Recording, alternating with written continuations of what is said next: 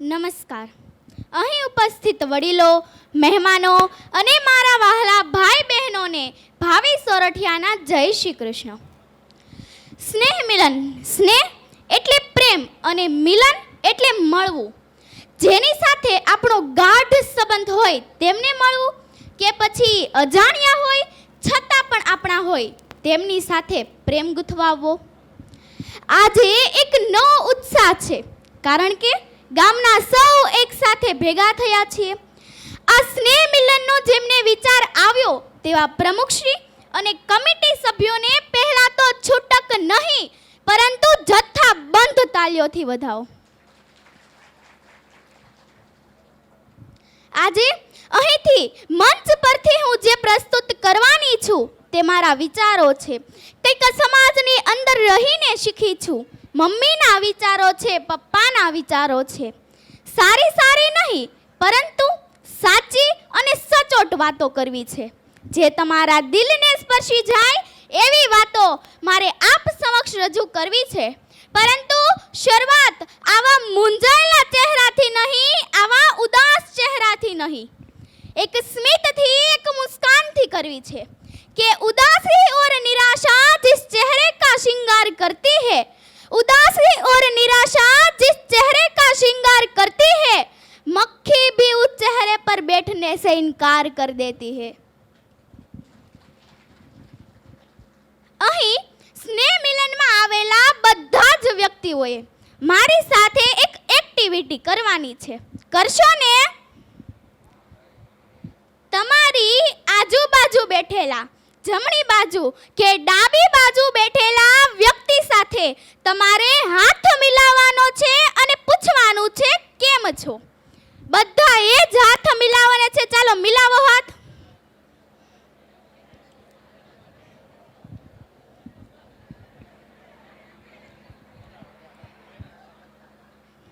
અને હવે તમને જવાબ મળી ગયો હશે કે મજામાં. અને હવે તેમને કહો કે આભાર, આભાર તમારો કે તમે આપણા જ કાર્યક્રમમાં સમયસર આવી ગયા. હવે ખડખડાટ હસવાનું છે. બધા એ જ હસવાનું છે. આપણો જ પરિવાર છે. આપણે ક્યારેક ફોટો પાડીએ કે સેલ્ફી લઈએ તો મૂંઝાયેલા ચહેરાથી ફોટો પાડીએ છીએ નહીં ને, એક સ્માઇલથી ફોટો પાડીએ છીએ ને. जो थोड़ा मुस्कुराने से फोटो अच्छी आ सकती है, जो थोड़ा मुस्कुराने से फोटो अच्छी आ सकती है, तो जिंदगी भर हंसो माय डियर फ्रेंड्स, जिंदगी क्यों न अच्छी बन जाए. એક માજીને રાત્રે એવું સપનું આવે છે કે તેમના પેટમાં સાપ ઘૂસી જાય છે. સવારે ઉઠે એટલે તેમને ઘણા બધા વિચારો આવવા લાગે છે કે શું સાચે જ મારા પેટમાં સાપ ઘૂસી ગયો હશે કે મને સપનું આવ્યું હશે. થોડી વાર બાદ તેમના પેટમાં હલનચલન થવાનું શરૂ થાય છે અને તેમના પેટમાં સાપ હોય એવી અનુભૂતિ થવા લાગે છે, એવો અહેસાસ થવા લાગે છે. એટલે તેમના દીકરાને બધી વાત કરે છે. ત્યારે દીકરો કહે છે કે મમ્મી, તમે પણ શું આવી ફાલતુ વાતો કરો છો? આવું કંઈ હોતું હશે? અને દીકરો હસવા લાગે છે. પણ મમ્મીની ફરિયાદ બંધ થવાનું નામ જ નથી લેતું. દીકરો કંટાળી જાય છે અને ડોક્ટર પાસે લઈ જાય છે. ત્યારે સોનોગ્રાફી કરાવે છે, એક્સરે કઢાવે છે અને ડોક્ટર કહે છે કે માજી, ચિંતા કર્યા જેવું કાંઈ જ નથી, તમારા પેટમાં કશું જ નથી. માજીને વિશ્વાસ જ નથી થતો. તેનો દીકરો કે જેનો મિત્ર ડોક્ટર હોય છે તેને બધી વાત કરે છે. ત્યારે કહે છે કે આપણે માજીનું નકલી ઓપરેશન કરી નાખીએ. ભાનમાં આવે એટલે વિટામિન્સની ગોળીઓ આપી દઈશું અને એક બોટલમાં નકલી રબરનો સાપ મૂકી દઈશું. એવું જ કરે છે. માજીનું નકલી ઓપરેશન કરી નાખે છે. માજી ભાનમાં આવ્યા એટલે તેમને વિટામિન્સની ગોળીઓ આપી દીધી અને બોટલમાં રહેલો સાપ જુએ છે. ત્યારે કહે છે કે હાશ, મને એવો હોશિયાર ડોક્ટર તો મળી જ ગયો કે જેણે મારા પેટમાંથી સાપ કાઢ્યો. હવે માજીને શાંતિ થાય છે. બને છે એવું, સાંભળજો, બને છે એવું કે રાત્રે દીકરાનો દીકરો તેને ટિફિન દેવા માટે આવે છે. ત્યારે કહે છે કે બા, મેં તો એવું સાંભળ્યું છે કે સાપના નાના નાના બચ્ચા પણ હોય છે. આ તો સાપ જ છે, પણ સાપના બચ્ચા ક્યાં? માજીને ફરીથી પેટમાં હલનચલન થવાનું શરૂ થાય છે. મિત્રો, જો આપણી સમસ્યા વાસ્તવિક હોય ને તો ડોક્ટર તેનો ઈલાજ કરી શકે, પણ ક્યાંક આપણે એવા ભ્રમ સાથે જીવીએ છીએ, એવા ભ્રમમાં જ મરીએ છીએ. કેટલાક તો એવા ભ્રમ કે જેને જિંદગી ભર દૂર નથી કરી શકતા અને જિંદગી ભર દુખી થઈએ છીએ. બીજો એવો ભ્રમ કે પાન માવા ખાઈને, દારૂ પીને, ડ્રગ્સ લઈને આપણે એવું કહીએ કે મને કંઈ જ નહીં થાય, અને જે દિવસે થશે ને તે દિવસે તમને અને તમારા પરિવારને બરબાદ થતા વાર નહીં લાગે.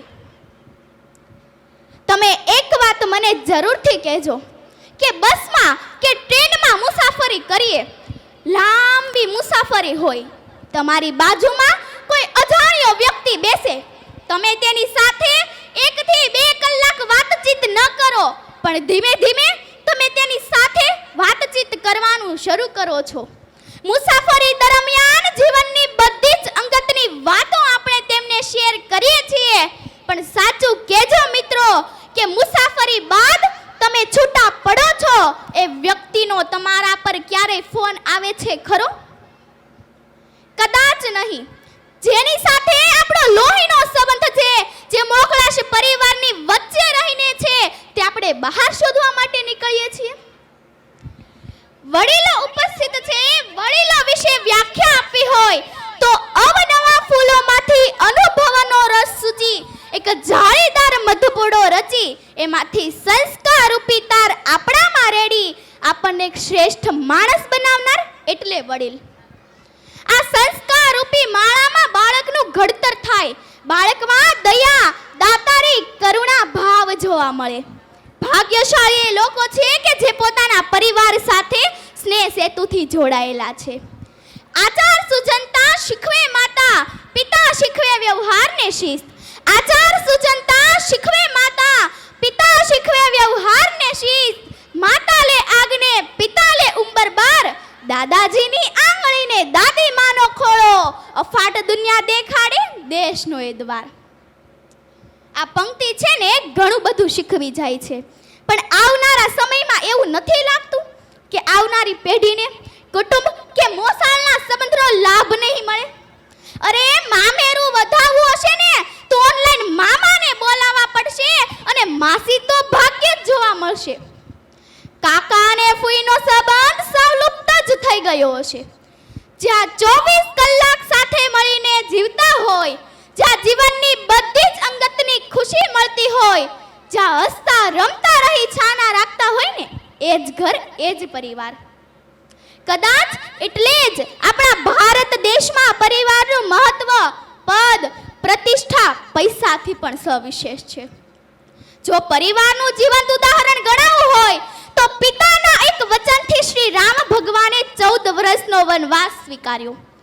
પતિના સુખ દુઃખ માટે સીતાજી સાથે રહ્યા, ભાઈની સેવા માટે લક્ષ્મણજી સાથે રહ્યા, તો ભરતજી અને ઉર્મિલાનો ત્યાગ પણ ક્યાં ઓછો હતો.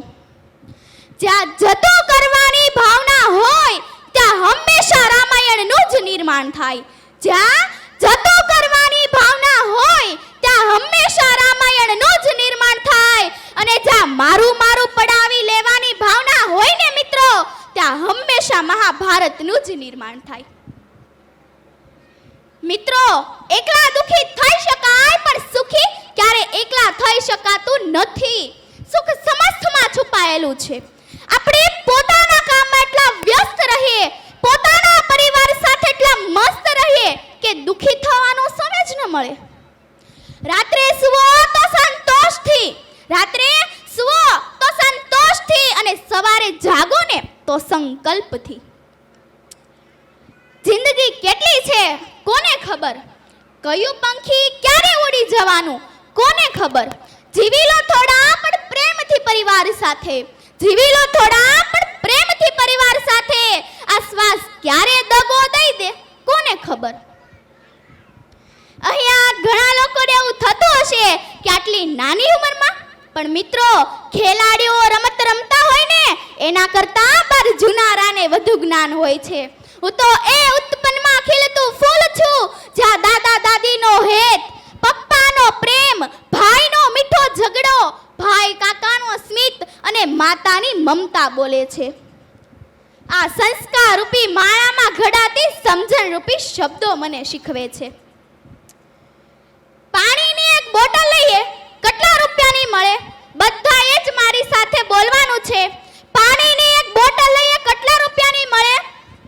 10 થી 20 રૂપિયાની. એમેઝોન પર ઈ બોટલ મળે 28 કે 30 રૂપિયાની. એમેઝોન પર કેટલા રૂપિયાની બોટલ મળે? 28 કે 30 રૂપિયાની. સુપર માર્કેટમાં ઈ બોટલ મળે 40 રૂપિયાની. અને એ જ બોટલ 5 સ્ટાર હોટલમાં મળે 70 કે 80 રૂપિયાની. અને એ જ બોટલ એરપોર્ટ પર મળે 150 રૂપિયાની. અહીંયા વડીલો બેઠા છે, એવું કહેતા હશે કે હું ત્યાં જઈને શું કામ ખરીદું, ઘરેથી ભરીને જ ન જાઉં. પણ કહેવાનો તાત્પર્ય મારો એટલો જ છે કે બોટલ અને બ્રાન્ડ એક જ છે, પણ સવાલ એ છે એ કઈ જગ્યાએ છે. જે આપણી કિંમત ઓછી અંકાય ને ત્યાંથી આપણે સમયસર જતું રહેવું જોઈએ. એમાં જ આપણી ભલાઈ છે. આપણી કદર કરે એવા સારા મિત્રોની સંગત લેવી જોઈએ.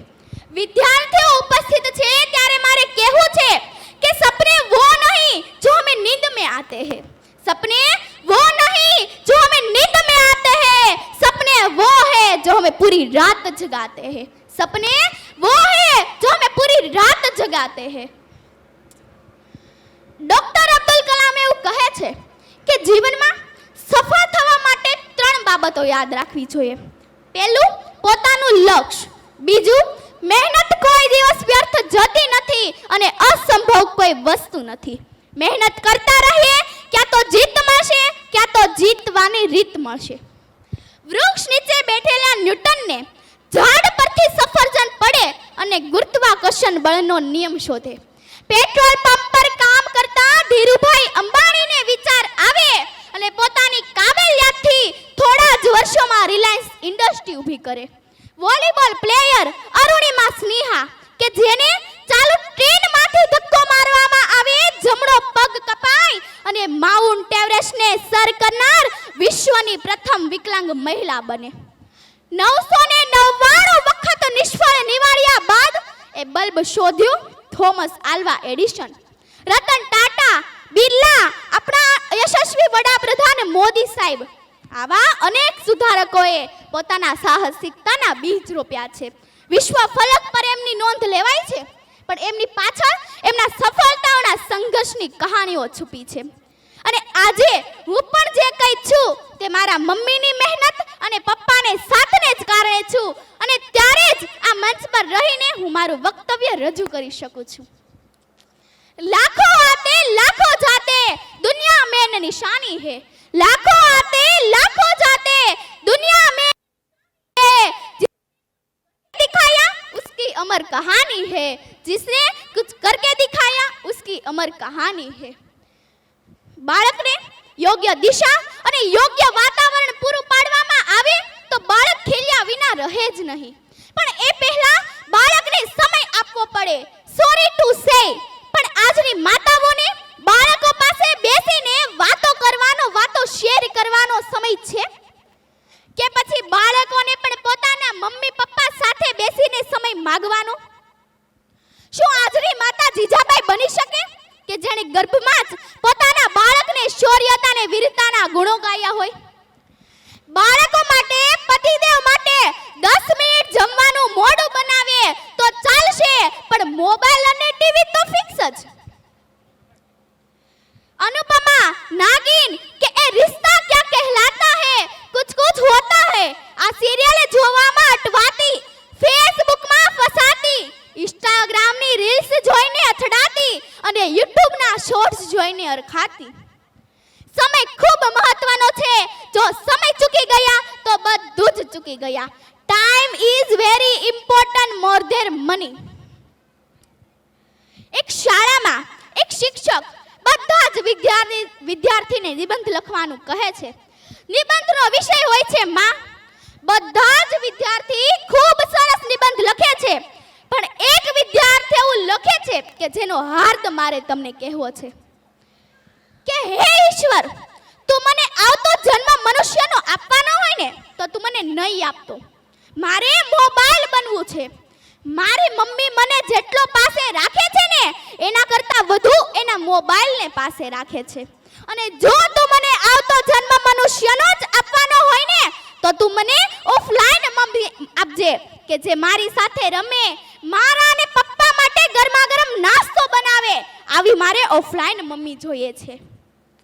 સાંજે પરિવાર સાથે બેસીને એક એવો સમય નક્કી કરો કે દિવસ દરમિયાન બનેલી બધી જ વાતોને શેર કરો.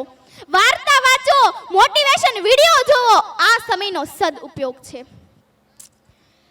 વડીલો ઉપસ્થિત છે, બાળકો ઉપસ્થિત છે, ત્યારે મારે કાલ્પનિક વાર્તા આપ સમક્ષ રજૂ કરવી છે કે એક લોખંડની દુકાન અને સોનીની દુકાન બંને બાજુમાં હતી.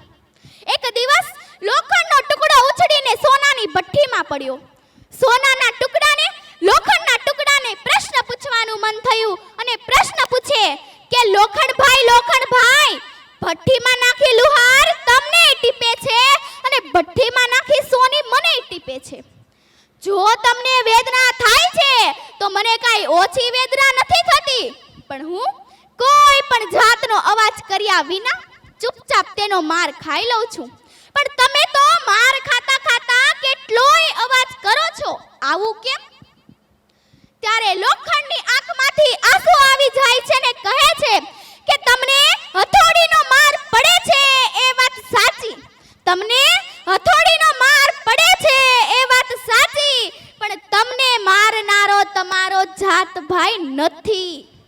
જ્યારે હથોડો મારા પર તૂટી પડે છે ને એ મારો જાત ભાઈ છે.